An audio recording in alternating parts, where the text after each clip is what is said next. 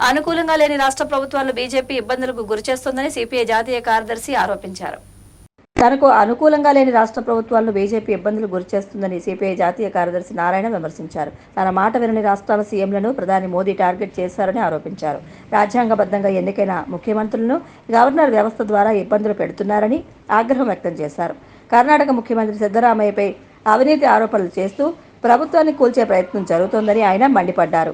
ఆపేస్తే ఎన్నికైన ప్రభుత్వం ఏం చేయాలని చెప్పేసి తమిళనాడు వాళ్ళకి వ్యతిరేకం కాబట్టి తమిళనాడు వాళ్ళకి గవర్నర్ ఉంటాడు, పశ్చిమ బెంగాల్ వాళ్ళ గవర్నర్ ఉంటాడు, ఢిల్లీలో ఆమ్ ఆద్మీ పార్టీ వ్యతిరేకం కాబట్టి ఢిల్లీలో కూడా వాళ్ళ లెఫ్టినెంట్ గవర్నర్ ఉంటాడు. వాళ్ళు ఏం చెప్తే అది చేయాల్సి వస్తూ ఉంది. ఇప్పుడు లేటెస్ట్గా కర్ణాటకలో గవర్నరు ముఖ్యమంత్రి పైన నోటీస్ ఇచ్చాడు. అంటే ఎలక్టెడ్ గవర్నమెంట్స్ ఏమవుతాయని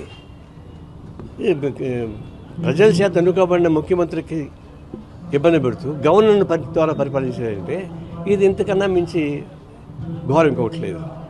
దీనికి భూతత్వం పెట్టి చూసి ప్రభుత్వం వ్యతిరేకం ఉంది కాబట్టి అతను జైల్లో పెట్టాలని చెప్పి గవర్నర్ సిఫార్సు చేస్తున్నాడు. దానికి కేంద్ర ప్రభుత్వం సపోర్ట్ చేస్తుంది. ఇలాంటి దొడ్డిదారిని పరిపాలించేది వస్తూ ఉంది. వాళ్ళకి అనుకూలంగా రాష్ట్రాలేమో ఎంత డకాయిట్లో పనిచేసినా కూడా ఏం కాదు, వాళ్ళకి వ్యతిరేకంగా రాష్ట్రాలు ఏం చేసినా సీఎం చుట్టుకొని దాడులు చేస్తూ ఉన్నారు. ఇది చాలా ప్రమాదమైంది. ఇప్పుడు మన రాష్ట్రాలకు వస్తే ఇక్కడ అపోజిషన్ లేదు, ఇక్కడ అంతా వాళ్ళే డబల్ ఇంజిన్. ఇది అపోజిషన్ నాయకుడు మోడీ కాళ్ళకాడ పడి ఉన్నాడు, గెలిచిన నాయకుడు మోడీ కాళ్ళకాడ పడి ఉన్నాడు. అది శ్రీకృష్ణుడు నిద్రపోతుంటే దుర్యోధన పక్కన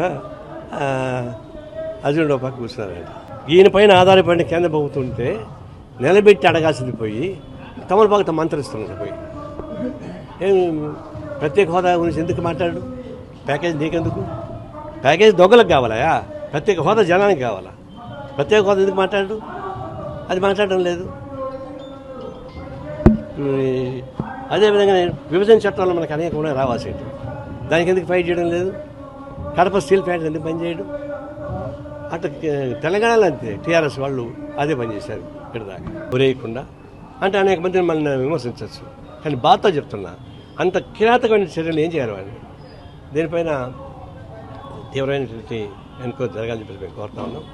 అది సిబిఐకి ఇవ్వాలి తప్ప ఎంక్వైరీ సాధ్యం కాదు. అందువల్ల సిబిఐకి ఇచ్చి దేశం మొత్తం మీద కూడా ప్రజల యొక్క ఉద్యమం బలోపేతమై మహిళలు రక్షించే దశగా పోవాలని చెప్పి కోరుతున్నాం.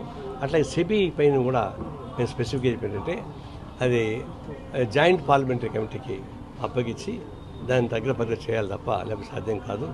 వక్తు భూములు కూడా అదేవిధంగా ఒక మతం పేరుతో దాన్ని ఇబ్బంది పెట్టాలని ట్రై చేస్తున్నారు. మన కాన్స్టిట్యూషన్ చట్టం ప్రకారం కూడా ఉండాలంటే దాన్ని కూడా